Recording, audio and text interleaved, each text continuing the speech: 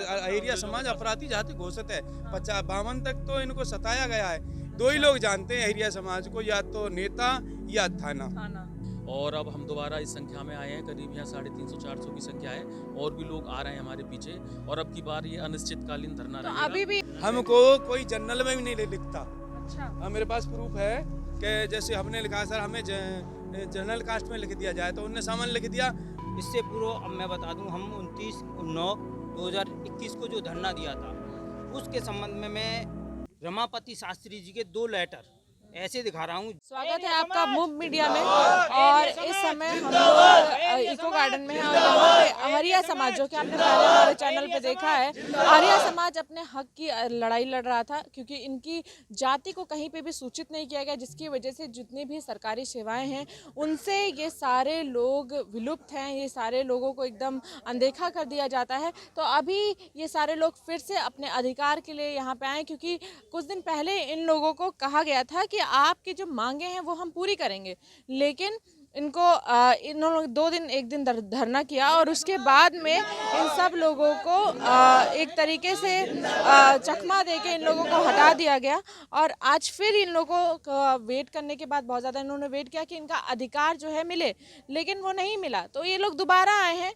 और इनसे जानते हैं कि कहाँ से आए हैं और क्या क्या मांगे हैं और क्यों सरकार नहीं पूरी करी। कहाँ से हैं दादा आप? अलीगढ़ से। अलीगढ़ से हैं। तो क्या कर रहे हैं यहाँ पे, क्या मांगे हैं आपकी? हमारी जाति सूचीबद्ध की जाए। 1950 में अहिरिया समाज के साथ 4 जाति निकाली थी, तो उसमें से 2 जाति 56 में वापस ले ली, 1 जाति 67 में वापस ले ली। अहिरिया समाज को 1950 के बाद में आज तक कहीं सूचीबद्ध नहीं किया गया, इसलिए हमें सूचीबद्ध कराना है। तो पहले भी आप धरना दे चुके, कितना साल हो गया आप लोगों को ये लड़ाई लड़ते हुए? ये मुझे तो वैसे 20 साल के करीब हो गए, लेकिन हमारे बुजुर्गों पे पहले ये गजट नहीं थे, जो 1950 में निकाले थे, ये गजट नहीं थे। तो 1950 से ये लड़ाई शुरू है? हाँ, मतलब 50 से लड़ाई थी, तो हम लोगों को क्रमिल जाति यानी घोषित कर रखा था, अपराधी जाति। तो कोई आदमी जो अपराधी जाति घोषित होती है, जैसे चोरपुर वाले मैटर है, तो वो पहले पुलिस से तो कोई जाति को कैसे पता है अपराधी घोषित कर सकते हैं? पूरी क्रिमिनल एक्ट जाति को? मतलब अपराधी जाति घोषित, अहिरिया समाज अपराधी जाति घोषित है। 52 तक तो इनको सताया गया है। इनके बच्चों की भी हाजिरी लेते थाने में। अच्छा, हाँ, अभी भी क्या ऐसा चल रहा है? अब अभी अहिरिया समाज का जो कोई नेता नहीं है, विधायक नहीं है, तो जैसे मान लो कोई कहीं से गलत लादना है, काम तो ये करके आया है और वो लादना मुझे है, तो उठाया अहिरिया और झट जेल में भेज दिया। 2 ही लोग जानते हैं अहिरिया समाज को, या तो नेता या थाना, बस। तो मतलब आर्या समाज को एक तरीके से एक इस्तेमाल किया जाता है कि अगर कोई भी क्राइम हो तो आर्या को उठा के अहिरिया को उठा के लाद दो। तो मतलब पहले से अभी तक ये चलन चलता आ रहा है कि आर्या समाज जो है वो क्रिमिनल है। क्रिमिनल है। इसी वजह से अहिरिया समाज अपनी आवाज़ नहीं उठा पाता और इसीलिए दबा हुआ है मैटर। तो आज तक ये 70 साल इसलिए हो गई। अब हमें 1950 कोई हमें गजट नहीं देता था। 1950 में अहिरिया समाज सूचीबद्ध था SC की सूची में। उस हिसाब से जब हमें ये गजट मिला है, तब ने हमने ज़्यादा मुद्दा उठाया। कि आप लोग पहले भी यहाँ पे आए थे, क्या हुआ था? आप जरा शुरुआत से बताइएगा, कैसे कैसे आप लोग ने लड़ाई लड़ी है? जी मैम, मेरा नाम जोगिंद्र है। मैं जिला हाथरस से आया हूँ। ये जितने भी यहाँ मेरे बंधु हैं, ये पश्चिमी उत्तर प्रदेश से हैं। हर जिले से मेरे समाज का प्रतिनिधित्व है।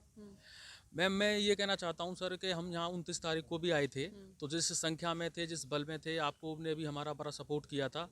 तो सरकार को ये फील हुआ था कि वास्तव में हमारी कोई प्रॉब्लम्स है।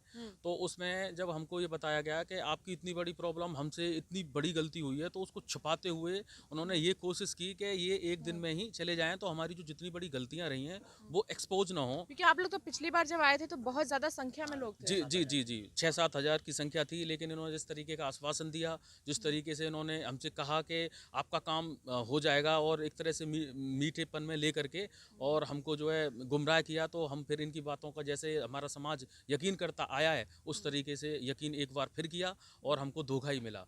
उसके बाद में हमारी समिति और भी लोगों के पास में आई, तो किसी भी कार्यालय के जिन्होंने हमारा ज्ञापन लिया था, उन्होंने हमसे बात भी नहीं की।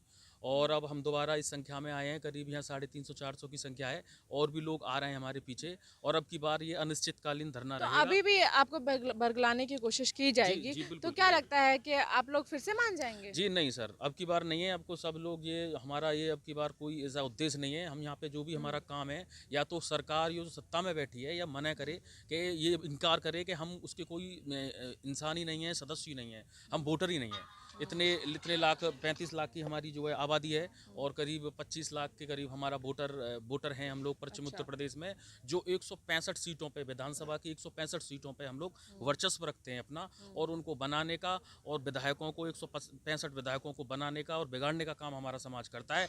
अब की बार इस सत्ता को पता हो जाएगा कि अगर हमारी आवाज़, और जिस प्रकार से इसने धोखा दिया हमारे साथ में 165 सीटों पे, इनके विधायकों पे जब इनको हराया जाएगा, तो जब इनको पता होगा एरिया समाज होता कौन है। मैडम तो ये बताइए कि पहले कांग्रेस जब सरकार थी, जी। ठीक है, तब आप लोग ने अपने अधिकार की लड़ाई नहीं लड़ी? मैम लड़ी थी, जब भी हमारे जो बुजुर्ग हैं, हमारे इतने बुजुर्ग हैं, और उन्होंने भी अपनी कोशिशें रही हैं, लेकिन हम पे जो एक तो RTI आई 2005 में, तो अब हम पे ये पता हुआ कि हमें हमारे साथ वास्तव में हुआ क्या है। 1950 में जब हमको निकाला, उससे पहले इस प्रकार का कोई गजट और जानकारी नहीं थी, लेकिन बुजुर्गों ने भी बहुत सारी हमारी जो है इसमें कोशिशें की हैं, लेकिन सरकार ने उनकी भी नहीं सुनी है। 70 से 71 साल से पीड़ित हैं। अब हमको जैसे ये युवा वर्ग है, जो शिक्षित वर्ग है, उसको जानकारी हुई है, तो वो आप तक पहुँचा है, यहाँ तक पहुँचा है। तो अभी क्या लग रहा है कि सरकार कुछ सुनेगी? अभी तक कोई आया आपके पास? नहीं मैम, अभी तक तो नहीं आया, लेकिन हाँ मुझे उम्मीद है, जिस प्रकार से हमें उम्मीद है इस मुख्यमंत्री जी और सत्ता इस पे जो सरकार पे कि आएंगे, जैसे हमारी सरकार, जैसे हमने विश्वास दिया है इस सरकार को, वो हमारी बात सुनेंगे और अपनी पुण्य दोबारा सरकार बनाएंगे।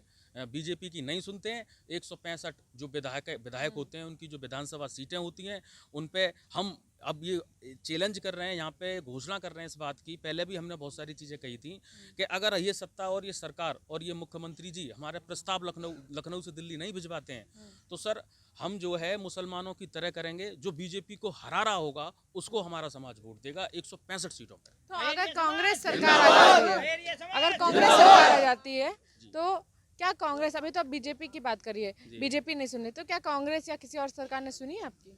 जी मैम, सुनी तो किसी ने नहीं है, लेकिन जिस तरीके से जो विश्वास हार्दिक रूप से जो हमने बीजेपी पे जताया, तो वो हमारा अधिकार होता है कि जिस तरीके से हमने इनको वोट दिया, इनको अपना समझा, तो इनको हमारी प्रॉब्लम सुननी चाहिए थी।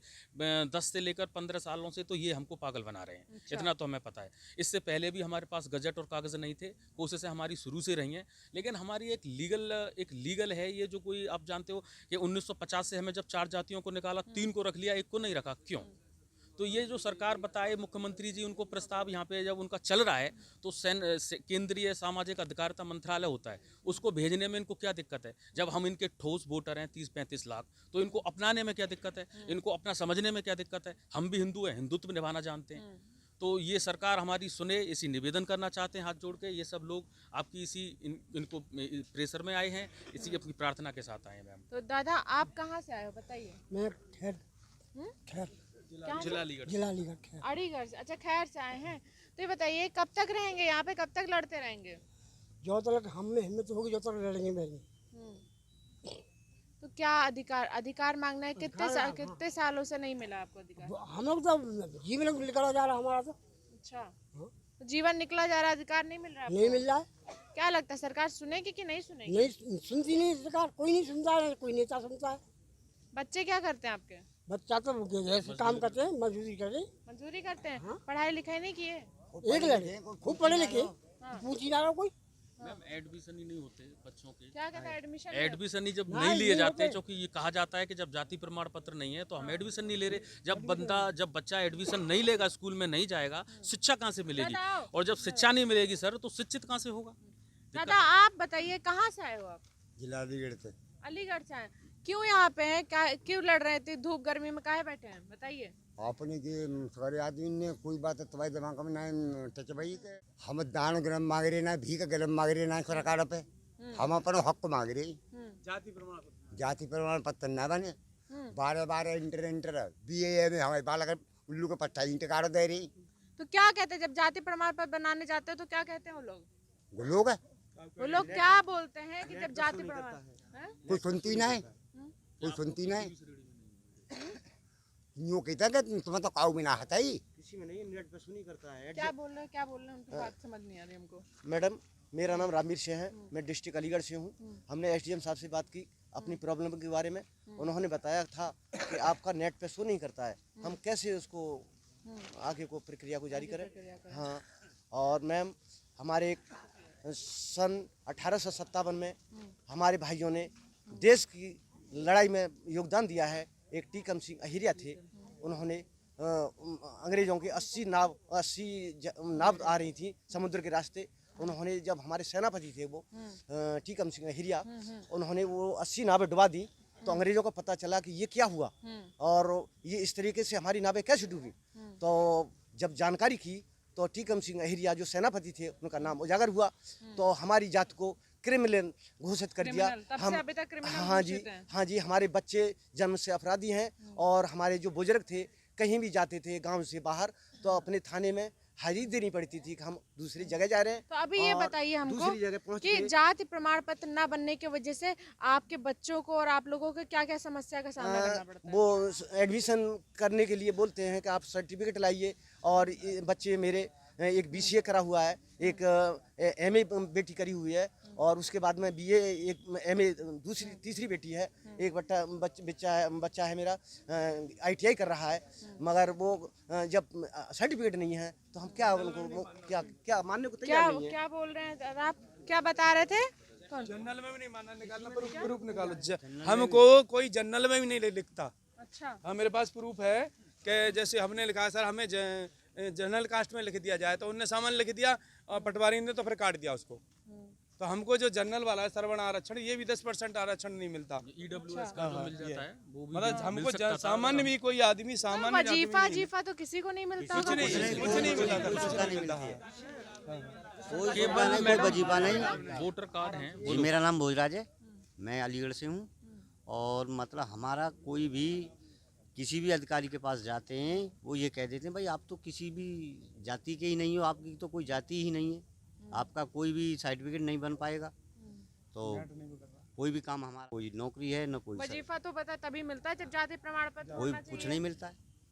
तो किसी भी तरीके का गांव देहात में कहीं पे भी कहीं पे भी और नहीं। योजनाएं भी नहीं मिलती होंगी। वो योजना ही नहीं, कोई लाभ ही नहीं है। भाई कोई भी काम को निकलते हैं और ये कह देते हैं कि भाई आप सर्टिफिकेट लगाइए, कोई भी कार्य करवाओ सर्टिफिकेट लगाइए। तो सर्टिफिकेट लगाओगे तो सर्टिफिकेट है ही नहीं। है ही नहीं। क्या कह रहे थे भैया आप बताइए? मैं कह रहा था जिस जाति की कोई कैटेगरी ना हो सरकार उस जाति को लाभ ही नहीं देती है, क्योंकि 4 कैटेगरी होती हैं, SC ST OBC और जनरल। और हमें कहीं है ही नहीं है। तो अगर जनरल भी टिक कर देंगे तो वो मांगने दिखाइए कहाँ सत्यापन, जैसे कि यहाँ लगा दिया इसे देख के तो फॉर्म रिजेक्ट कर देते हैं। ये तो है हमारी जो समस्या है जाति की, जो लिस्टेड ना होने के कारण। इससे पूर्व अब मैं बता दूं, हम 29/9/2021 को जो धरना दिया था उसके संबंध में मैं रमापति शास्त्री जी के 2 लेटर ऐसे दिखा रहा हूँ जो हमारे साथ बिल्कुल धोखा कर रहे हैं। 23/9 का है, इसी गजट के हिसाब से ये दिल्ली भेजा है, मैडम देख सकती हैं। 23/9 को यानी हमसे 6 दिन पहले। और उसके बाद हमारा एक लेटर हमें दिया है, वो दिया है, वो भेजा है, वो 21/10 को मिला है हमें, वो साधारण पोस्ट थे। उसके बाद एक ये बेटा प्रमुख सचिव को भेजा है, ये प्रमुख सचिव को भेजा है, ये दिल्ली भेजा है। एक ही समस्या के संबंध में 3, यानी हमारे साथ आज भी ये लोग धोखा कर रहे हैं। और ये हमने डायरेक्टर साहब से मिलते समय यही कहा था कि हमारे साथ चीटिंग ना करें। अगर चीटिंग करोगे तो आज हम जैसे भी हैं फ्यूचर में हम रेल रोकने से भी नहीं चूकेंगे, जिसके जिम्मेदार उत्तर प्रदेश सरकार होगी, योगी सरकार होगी, मोदी सरकार होगी। और आने वाले 2022 में तो योगी सरकार को इतना तो सबक दिखा देंगे कि मरे नहीं मौन है। 2022 में दिखा देंगे कि एरिया कौन है और रहते कहाँ हैं। तो अभी देखिए कि आर्य समाज है जो कि अपने अधिकार के लिए 70 सालों से लड़ रहा है। और क्योंकि इनकी जो जाति है उसको एक तरीके से क्रिमिनल कास्ट घोषित किया गया था जब अंग्रेज़ों के ज़माने में, तो अभी तक ये लोग उसी लड़ाई को लड़ रहे हैं लगातार। और जैसा इन लोगों का बताना है कि अगर कोई भी क्राइम होता है, कैसा भी होता है, तो इन लोगों को उठा के सीधे थाने में डाल दिया जाता है। तो इन सब पहले जो ये सारी जो तकलीफ़ें हैं उन सब का सामना करना पड़ रहा है। साथ में किसी भी कैटेगरी में ना होने की वजह से इन लोगों को सरकार द्वारा बनाई गई कोई भी योजना का लाभ नहीं मिल रहा है। साथ में इनके बच्चों को नौकरी नहीं मिल रही, क्योंकि हर जगह कास्ट सर्टिफिकेट लगता है और इन सबके पास में कास्ट सर्टिफिकेट नहीं। तकरीबन इन लोगों की जो संख्या है 35 से 45 लाख लोग हैं इसमें, बहुत सारे युवा भी हैं इसमें। तो इतने सारे युवा की जो संख्या है, कम से कम 25 से 30 लाख युवा ही हैं, उनको अगर उनके कास्ट सर्टिफिकेट नहीं मिलता, क्योंकि हमारे देश में बहुत सारी कास्ट है, हमारे कैटेगरी डिसाइड है, उस वजीफा मिलता है, लोगों को उनका अधिकार मिलता है। तो इन लोगों की लड़ाई यही है कि इनको किसी कैटेगरी में नहीं डाला है। तो किसी भी तरीके की जो सरकार की योजना हो या फिर पढ़ाई लिखाई हो या फिर नौकरी हो, किसी भी तरीके का कोई भी लाभ नहीं मिला, जिसकी वजह से आज ये लोग फिर दोबारा लखनऊ में आए हुए हैं। और सबका कहना है कि पहले तो सरकार ने बरगला दिया था इन लोगों को जब इससे पहले आए थे, लेकिन अब जब तक इनकी मांगें नहीं पूरी होती हैं तब तक वो लोग यहीं पे बैठेंगे और लगातार धरना प्रदर्शन करते रहेंगे जब तक सरकार उनकी बात नहीं मानती। और अगर सरकार ने बात नहीं माना तो फिर से ये अपने असली रूप में आएंगे और दिखाएंगे सरकार को, ट्रेन रोकेंगे कि वो क्या है। और जो अहरिया समाज है वो विलुप्त नहीं है, वो इसी देश का हिस्सा है और उनको उनका अधिकार मिलना चाहिए। कैमरामैन शिवम के साथ शोभिनी Verma, Lucknow. Subscribe now and press the bell icon. Never miss an update.